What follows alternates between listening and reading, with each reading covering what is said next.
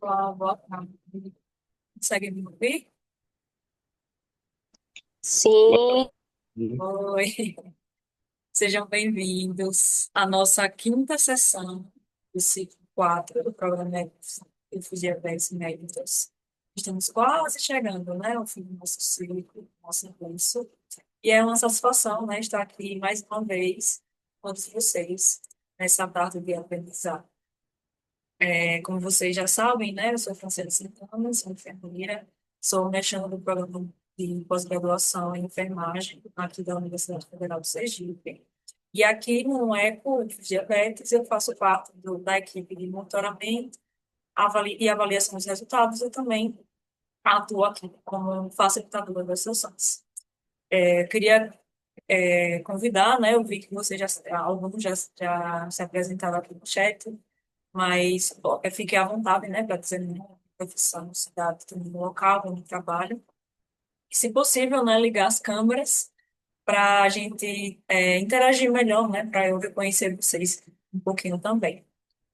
Como vocês também já sabem, hoje teremos a apresentação didática, né, que a gente sempre convida um especialista, e temos aqui também a Cíntia, né, que também é especialista, mas hoje temos a Nathalie, como vocês já conhecem, né, a Nathalie vai fazer a apresentação dela como um profissional especialista e também, logo em seguida, faremos uma discussão de um caso real que foi enviado pela enfermeira Elizabeth, né, que atua aí na atenção primária. Aviso que esse momento ele está sendo gravado, né, o momento da apresentação do dado que ele é sendo gravado e disponibilizado para vocês acompanharem também no nosso canal do YouTube. E essas sessões, elas são sessões abertas, né, tanto para os profissionais de saúde, como também para os residentes, os graduandos e também os pós-graduandos de qualquer área da saúde. Então, caso queiram convidar algumas pessoas, né, outros colegas, né, de profissão, fiquem à vontade também para assistir, não só essa, mas também a próxima sessão, que é a nossa última sessão na próxima semana, tá? Então, aproveitem, né, para participar, aproveitem que o curso, aqui, essa sessão é gratuita, né, que adota o modelo telementoria para facilitar, compartilhem, né, suas vivências, tragam suas dúvidas e aproveitem também toda essa oportunidade de estar aqui, né, com grandes especialistas. E, por ser uma sessão colaborativa, vocês também podem colaborar, né? Falando, interagindo aqui no chat, caso queiram falar, não sinalizem, né? Que a gente dá a voz aí para vocês falarem e conversarem também. E ao final da sessão, vocês já sabem também, iremos disponibilizar aqui no chat o formulário de satisfação da sessão, né? Que é através desse formulário que iremos contabilizar a frequência de vocês para a emissão do certificado no final do curso. E aí, para a gente dar início, né, Natalia, nossa sessão de fato, hoje vamos discutir um pouquinho sobre a doença hepática gordurosa metabólica, no diabetes tipo 2. E a Nathalie, né, que tem residência e doutorado em endocrinologia, é professora do Departamento de Medicina da UFES, supervisora do Programa de Residência Médica em Endocrinologia do Hospital Universitário, também da UFES, e também é vice-presidente da Regional Sergipe da Sociedade Brasileira de Endocrinologia. Boa tarde, Nathalie, tudo bem? Tudo certo por aí? Seja bem-vinda mais uma vez. Eu vou projetar, hoje eu estou sozinha, né, gente? Mas Plínio teve uma questão pessoal, mas hoje eu estou aqui e vou projetar a sua apresentação, viu, Nathalie?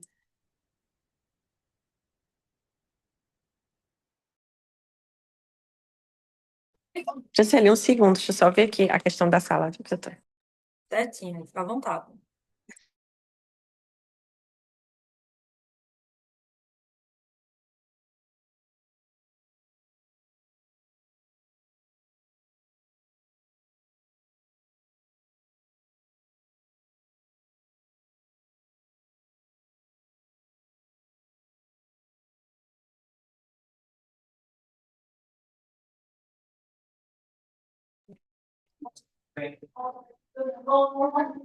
Pronto, voltei. Talvez só fique um pouco barulhento, que eu tô aqui no departamento. Eu Não se tava numa preocupe. salinha separada, mas Tudo certo aí? Tá aqui tá muito projetando para bom. vocês aí? Me avisem. Consegue ver, doutora, a sua apresentação? Tudo Consigo. certo. Deixa eu só ver aqui, eu vou para outra sala que está mais vazia. Peraí, por conta do barulho. Um segundo. Tudo certo.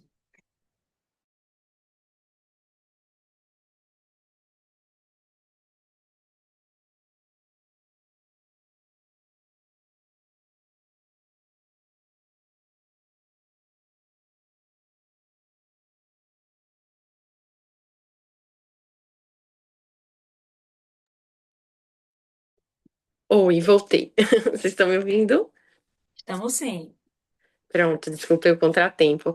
Boa Normal. tarde novamente, pessoal. Agradecer, né, novamente o convite de Franciele, né, estar participando e de me ajudar com os slides aí que eu não consegui apresentar pelo computador. Então, hoje a gente vai falar um pouco da doença hepática metabólica, né? Vocês vendo que no slide eu já coloquei doença hepática esteatótica metabólica, né? Na programação a gente colocou gordurosa metabólica, porque o nome vem mudando, né? Até essa questão da nomenclatura está em constante evolução. Então, a gente popularmente chama de gordurinha no fígado, né? De esteatose, de gordura, mas isso vem em processo de evolução. Então, o nome mais atual que está pela sociedade é doença hepática esteatótica metabólica, né? Sendo que a esteatose remete a você ter gordura no fígado. Pode passar, Franci, por favor. Bom, essa figura, gente, super complexa, é só para relembrar a gente rapidamente de que a gordura, a famosa gordurinha no fígado, né, a esteatose, esse excesso de gordura depositada no fígado, ele faz parte de um processo de resistência à insulina, tá?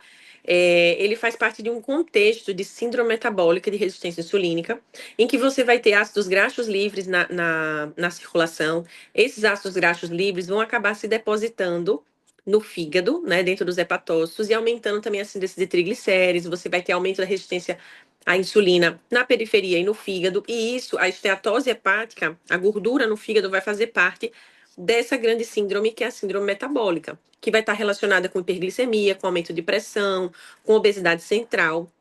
Então, quando a gente fala em obesidade visceral, a gente está falando de gordura depositada no abdômen, não só entre as vísceras, mas também dentro do fígado, que é o que a gente vai falar mais aqui. Pode passar.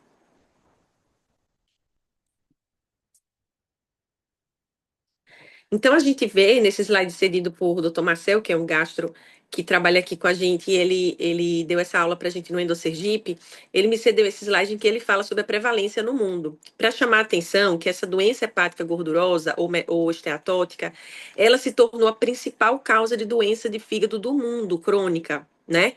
A gente sabe que o álcool é uma causa importante, a gente sabe que as hepatites são importantes, mas a gente já tem tratamento curativo para as hepatites no Brasil, e a doença hepática esteatótica relacionada à obesidade e ao diabetes vem crescendo por conta da epidemia de obesidade e já é a principal causa de doença hepática crônica no mundo. Então, para vocês entenderem a relevância, tá? Já é a terceira causa mais comum de óbito por carcinoma hepatocelular. HCC é carcinoma hepatocelular, que é um câncer que decorre da cirrose. E esse aumento para os próximos anos, que está sendo esperado, é gigantesco. Tá? Já é a segunda causa de transplante hepático nos Estados Unidos. Então, o que eu quero dizer para vocês inicialmente? A gente tende, às vezes, a não valorizar muito. A dizer, é só uma gordurinha no fígado. Todo mundo tem gordurinha no fígado. O problema, gente, não é a gordura em si no fígado. O problema é quando a gordura no fígado causa inflamação e causa fibrose, tá? Só que a gente não sabe em quem isso vai acontecer. Tem pessoas que vão ter a gordura no fígado e nunca vão evoluir para fibrose, cirrose. Outras vão evoluir. Ter diabetes tipo 2 é um dos principais fatores que faz com que essa gordura vire inflamação e fibrose. Então, já é um problema de saúde pública, já é uma das principais causas de doença de fígado no mundo. Então, a gente tem que lembrar disso quando a gente vê a gordura no fígado. Eu tenho que pensar, qual é o risco disso virar fibrose e cirrose? É isso que me importa, tá? Pode passar. Então, essa figurinha mostra pra gente que o que mais nos preocupa é essa evolução. A simples esteatose, né, que é a simples gordura no fígado, pode virar esteatose com inflamação, que é esse segundo fígado aí. O terceiro fígado já é quando você tem tanta inflamação e tanta fibrose que você tem hipertensão portal. E logo em seguida você vira fibrose com cirrose, tá? Então, que é o que a gente não quer. E a cirrose pode, inclusive, evoluir para o carcinoma hepatocelular. O que é que nos preocupa? Essa evolução, a maior parte dela é silenciosa. né? Daqui que você se manifeste como uma cirrose, um carcinoma hepatocelular, isso leva muito tempo. Então, a gente precisa estar atento e precisa avaliar isso nos nossos pacientes. Pode passar. Então, o termo que está lá na diretriz é doença hepática esteatótica, né? O termo gordurosa, eles modificaram, né, por um consenso mais recente. Então, quando vocês verem, gente, um paciente com gordura no fígado, vocês têm que lembrar que álcool também dá gordura no fígado, tá? Então, a doença hepática esteatótica pode ser alcoólica, né? Ou metabólica. Antes a gente chamava metabólica de não alcoólica. Isso se mostrou inadequado porque a pessoa que tem obesidade e diabetes também pode beber. Então eu posso ter uma superposição da metabólica com a alcoólica. Então, quando eu tenho uma imagem de fígado que me mostra que tem gordura, isso pode ser por álcool, e eu vou ver isso na história clínica. Isso pode ser metabólico, por obesidade e diabetes, ou pode ter outras causas, que são esses quadrinhos azuis aí à direita de vocês, né? Que são as doenças hepáticas esteatóticas por outras doenças. Hepatite medicamentosa, doença de Wilson, outras doenças mais raras que podem causar doença de fígado, tá? Mas as principais vão ser a alcoólica e a metabólica hoje em dia. Pode passar. Quando você vê esteatose, né? Porque as hepatites, elas não dão esse padrão de esteatose. Estou falando quando a gente vê um ultrassom, por exemplo, falando que tem esteatose, que tem gordura no fígado. O que vem na cabeça é principalmente álcool e metabólica. Não sendo isso, são as situações mais raras, que são essas que vocês veem à direita. Então, se eu vejo um paciente com gordura no fígado, eu vou ver. Esse paciente é metabólico? O que quer dizer que o paciente é metabólico? É ter síndrome metabólica. Ele tem hipertensão, tem diabetes, alteração de glicemia, tem obesidade, ele bebe. Se for isso, ele está vindo mais para o lado à esquerda. À direita é o paciente que tem a gordura no fígado e não tem nada disso. Então, deve ser alguma dessas causas mais raras que vão ter que ser investigadas. Pode passar. Então, o que que a diretriz traz para a gente? Eu já mostrei para vocês, é um problema comum, né? É um problema que acontece muito no diabetes. O diabetes aumenta o risco dessa gordura virar fibrose, virar cirrose, e a maior parte da evolução dela é silenciosa. Quando aparece, já é com cirrose, alguma coisa mais grave. Ou seja, eu tenho indicação de fazer rastreio, né? Eu preciso rastrear a doença hepática metabólica ou a doença hepática esteatótica metabólica nos pacientes com diabetes tipo 2. Como é que eu vou fazer esse rastreio? É uma coisa complicada? Não, é com o FIB-4. O FIB-4 é um score clínico que vocês podem usar o celular, o computador, é muito fácil eu mostrar para vocês. Então, recomendação da Sociedade Brasileira de Diabetes. Todo paciente com pré-diabetes ou com diabetes tipo 2, eu preciso rastrear a doença hepática metabólica, a gordura no fígado, né, entre aspas, com o cálculo do FIB-4. Pode passar, por favor. O FIB4, eu vou mostrar para vocês já um site, por exemplo. É muito fácil, gente. Se vocês jogarem no Google FIB4, já vai aparecer um site, tá? E vocês vão colocar os dados do paciente. Vocês vão usar TGO, TGP, vão usar plaquetas, a idade dele. É bem tranquilo de preencher. São dados clínicos e laboratoriais. A indicação da Sociedade Brasileira de Diabetes é que para todos os pacientes com pré-diabetes ou com DM2, independente, isso aqui é super importante, gente, esse quadrinho de cima, ó. Independente se o ultrassom diz que tem gordura ou não, e independente se TGO e TGP estão alterados ou não. Por quê? Porque o ultrassom, se tiver pouca gordura no fígado depositada, o ultrassom não vê, certo? Então, a ultrassom normal, o paciente é de risco, ele pode ter ainda gordura e o ultrassom não viu. TGO e TGP, que são as transaminases, elas, a maioria das vezes, estão normais, né? Que são os marcadores de lesão hepática. Eles vão estar normais na maior parte das vezes. Então, estar normais não significa que não tem lesão. Então, a indicação da sociedade é calcular esse FIB4 para todo mundo, todo diabético tipo 2 e todo mundo com pré-diabetes. Esse FIB4, qual é o ponto de corte que eu vou usar, gente? Essa informação é super importante. Ponto de corte de 1,3, tá? Para os adultos. E para idosos a partir de 65 anos, o ponto de corte é 2, tá? Para o adulto, se o FIB4 for menor que 1,3, a probabilidade é baixa. Eu não preciso seguir em frente, tá? Acabou aí. Probabilidade baixa dele ter uma fibrose, dele ter uma cirrose. Vejam, é probabilidade de fibrose. O nome do score é FIB4. FIB vem de fibrose. Não me importa só a gordura, me importa a fibrose, me importa o risco de cirrose. Então, menor que 1,3, probabilidade baixa, eu reavalio daqui a 2 anos. Ou se for idoso, menor do que 2. acima, maior ou igual a 1,3 ou maior ou igual a 2 no idoso, eu vou pedir um exame chamado elastografia, tá? E é aí que entra um gargalo muito grande pra gente no SUS e vocês na atenção primária. A gente não tem elastografia fácil no SUS. A gente faz aqui no HU elastografia, mas atualmente está restrito para os pacientes que já acompanham na hepato. Então, vocês não vão conseguir com facilidade uma elastografia, e mesmo que o paciente queira fazer particular, é um exame muito caro e não é muito fácil de achar. Mas o que é elastografia? É um exame simples, é um tipo um ultrassom, que vai ter um software específico que vai analisar o quão esse fígado está duro, né? Quanto mais duro está o fígado, mais fibrose ele tem. Mas não é um exame invasivo, parece um ultrassom, tá? E ele dá um resultado de rigidez hepática, tá? Se essa rigidez hepática der acima de 12 quilopascal, alta probabilidade de ter cirrose. Tem que mandar para o especialista, tem que ser mais agressivo. Se der entre 8 e 12, está em cima do muro intermediário, tem que avaliar. E se der menor do que 8, é baixa a probabilidade de fibrose. Então, vejam, o score FIB4 é simples, é um preditor de risco de fibrose. Se ele der positivo, eu parto para elastografia, que é um exame de imagem que também trabalha com a probabilidade de fibrose. Fibrose é o que importa para gente. Não é ultrassom. Se o ultrassom disser esteatose grau 1, 2 ou 3, não importa, não faz diferença. Se você fez um grau 3 e virou grau 1, isso não importa. O que importa são os scores de predição de fibrose, tá? Pode passar.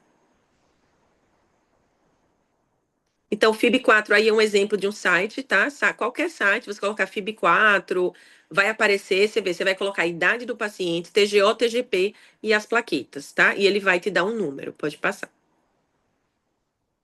Então, a própria diretriz coloca esse ponto de corte de 1,3, tá? Se der maior ou igual a 1,3, é recomendada a investigação adicional com elastografia. Pode passar. A elastografia, só um exemplo para vocês, a elastografia é um exame aparentemente igual a um ultrassom para quem está vendo de fora, mas é um software que vai medir a rigidez hepática, né? Ver se tem mais fibrose, mas é um exame não invasivo, é um exame tranquilo nesse sentido. Pode passar. E se a gente tiver doenças hepáticas, nem tudo vai ser do diabetes, nem tudo vai ser metabólico. Se o paciente tiver alguma suspeita de outras causas, né? E algumas causas é importante que a gente investigue sempre, como as virais. É sempre importante para qualquer paciente com doença hepática, ou qualquer paciente com vida sexual ativa, você pedir exame de sorologia de hepatite B, de hepatite C, né? Teria que fazer em todos. Mas se houver alguma suspeita de doenças mais raras, é uma lista aí de exames que podem ser pedidos. Por exemplo, saturação de transferrina e ferritina na suspeita de hemocromatose, FAM, anticorpo antimitocôndria, antimúsculo liso, anti-LKM, na suspeita de hepatite autoimune, tá? Então, se tiver outras suspeitas, aí tem uma lista de exames que podem ser feitos para fazer diagnósticos diferenciais da causa da doença hepática. Pode passar. Bom, e o tratamento? O que a gente faz? A gente faz uma coisa muito simples, de base, que é mudança de estilo de vida, tá? Um tratamento muito bom para doença esteatótica é mudança de estilo de vida com perda de mais de 5% do peso, ou seja, não precisa de grandes perdas de peso, tá? A partir de 5% você já tem uma melhora, por quê? Porque você perde gordura visceral, quando você começa a perda de peso. Então, a primeira escolha para o tratamento da doença hepática esteatótica é perda de peso, e quando eu falo perda de peso, 5%, tá? Não precisa perder 20, 30. Claro, se perder mais peso, melhor ainda. Perder peso é um tratamento muito bom para a doença hepática metabólica, tá? Mas 5% já ajuda. E como eu disse, 5% já ajuda, mas quanto mais a pessoa perder, melhor, né? Tem trabalhos mostrando que uma perda de peso de mais de 7% pode melhorar em até 90% dos casos, tá? Então, quanto mais peso perder, melhor, mas tem que ser uma perda de peso saudável no sentido que não pode ser porque está descompensado. Tem que ser uma perda de peso porque mudou o estilo de vida, porque usou medicações que ajudaram, né? Não pode ser que a pessoa perdeu peso só porque tá com a glicada de 14, tá? Pode passar. E aí, quando a gente vê que mudança de estilo de vida não foi suficiente para atingir essa meta de pelo menos 5%, a gente pode lançar mão de medicações para obesidade, tá, gente? Inclusive, a gente tem os análogos do GLP-1, que eu vou falar mais à frente, tem evidências boas aqui para doença hepática, mas a gente sabe que no SUS não é a nossa realidade. Mas, de qualquer forma, se eu tiver paciente com diabetes tipo 2, doença hepática metabólica, IMC acima de 27, e que não melhorou só com a mudança de estilo de vida, ele poderia usar medicações para obesidade, para ajudar a tratar a doença de fígado também. Pode passar. E a primeira medicação, gente, quando a gente fala só da parte do fígado, qual é a medicação que a gente tem mais evidência de melhora da parte do metabólica do fígado? É a pioglitazona. Pioglitazona é uma medicação para diabetes, tá? Ela não gera perda de peso, pelo contrário, ela ganha peso, mas é mais de gordura subcutânea. Mas a pioglitazona ela é recomendada como primeira linha para os casos de doença hepática gordurosa metabólica que tenha já inflamação e que já tenha indícios de fibrose, tá? No diabetes tipo 2, porque a gente tem evidências científicas de melhora. Pode passar. E os análogos de GLP-1, que são esses famosos, o Ozempic, né, o liraglutida, o Mounjaro é uma classe semelhante, mais recente, mas parece ser benéfico também pelos resultados já publicados. São medicações recomendadas também para tratar, porque elas tratam tanto a obesidade quanto a gordura no fígado. Pode passar. Então, essas são as medicações que realmente têm evidência para o fígado. A pioglitazona, que é um remédio de diabetes, e os análogos de GLP-1, liraglutida, semaglutida, que são remédios de obesidade e de diabetes, que têm evidências para melhora da fibrose e da inflamação do fígado. Vejam, a gente não quer só reduzir gordura no fígado, a gente quer reduzir inflamação e fibrose, é isso que importa no fim das contas. Bom, e as outras medicações? Veja, outras medicações que têm um hype importante é inibidor de SGLT2, que são as gliflosinas, né? Que a gente falou muito sempre nas outras aulas. Mas para o fígado, elas não têm uma evidência muito forte, então pode ser uma opção. Mas as outras que eu falei são melhores, tá? E aí embaixo a recomendação 9 é que o paciente com DM2, com doença hepática metabólica, que tem obesidade grau 2 e MC acima de 35, grau 2 ou 3, ele pode ser considerado para cirurgia bariátrica, tá? Se ele falhar com a mudança de estilo de vida e com a farmacoterapia, porque a cirurgia bariátrica é um tratamento para obesidade, vai melhorar a obesidade e melhoraria a parte da gordura no fígado. Pode passar. E uma coisa que é uma surpresa aí, não sei se todo mundo já ouviu falar isso.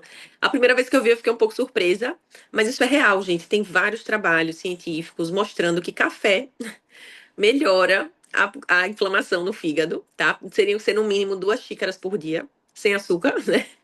Então, para quem gostar de café, é uma boa notícia. A gente sabe que o café, né, para quem tem aí dispepsia, questões gástricas, pode piorar. Mas aí, ó, Jefferson toma uns 4 cafés, tá legal aí pro fígado. Só tira o açúcar, hein, Jefferson? Se tiver com açúcar, porque não vai ser legal o açúcar. Mas o café, gente, é uma evidência interessante e vários trabalhos aí mostrando, tá? Então, se o seu paciente tem gordura no fígado com inflamação e fibrose e gostar de um cafezinho, você pode até encorajá-lo a continuar, mas sem açúcar. Pode passar. E outra coisa, não estão indicados por faltas de evidência vitamina E, silimarina, que é aquele silimalon que tem na farmácia, muita gente usa, não tem indicação, gente, não tem evidência, nem pentoxifilina, nada disso, nenhum desses polivitamínicos também não, tá? Pode passar. É isso. Obrigada, fico agora à disposição.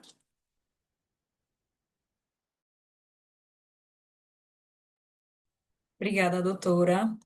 Fiquei surpresa também, na verdade, eu já tinha visto, né, em outras sessões, que a nossa especialista também comentou sobre o café, e eu assim, achei muito curioso, né, e fui atrás, e realmente há muitas evidências científicas sobre o uso, né, e aí eu vi recentemente também sobre a questão como assim, na verdade era um questionamento de outras pessoas em comentário, que falava assim, mas como é que eu vou indicar para o paciente café se ele tem pressão alta?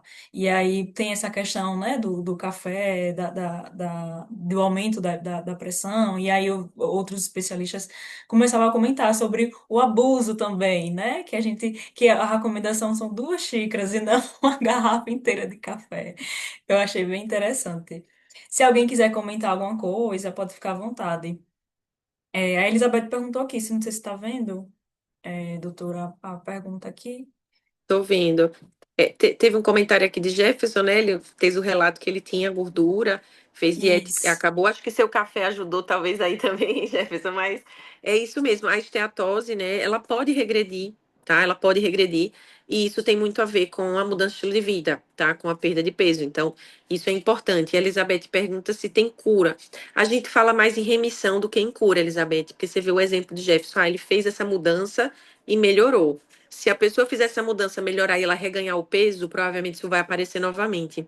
Então, a gente não usa muito esse termo de cura, igual o diabetes tipo 2. A gente fala que a pessoa entrou em remissão, a gente não fala que ela curou, né? E a doença hepática esteatose, por que que ela é importante? Porque ela pode virar cirrose, basicamente. Ela pode virar câncer de fígado.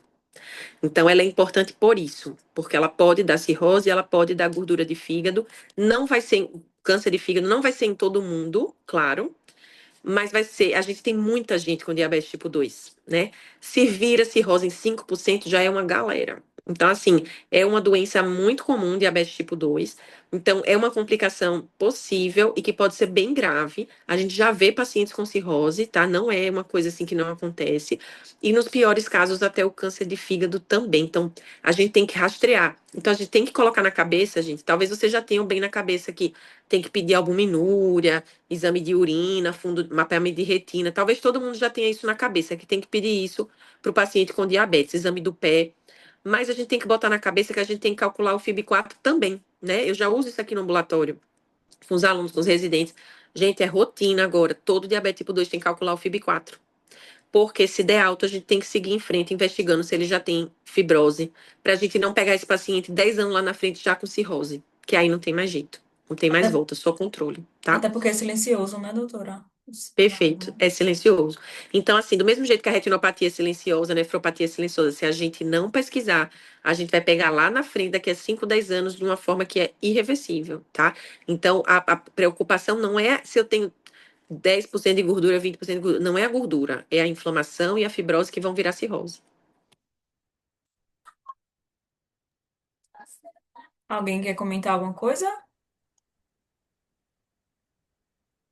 Jefferson? Então, tarde. Então, Boa tarde. eu perdi 25 quilos, né? Eu tava com gordura no fígado, e aí com a dieta e a mudança no estilo de vida, e aí agora não tem mais, acabou. Tem que manter Parabéns, agora. Jeff. Né? Isso, Obrigado. agora é a fase de manutenção, mas parabéns, parabéns. Fez toda a diferença. É,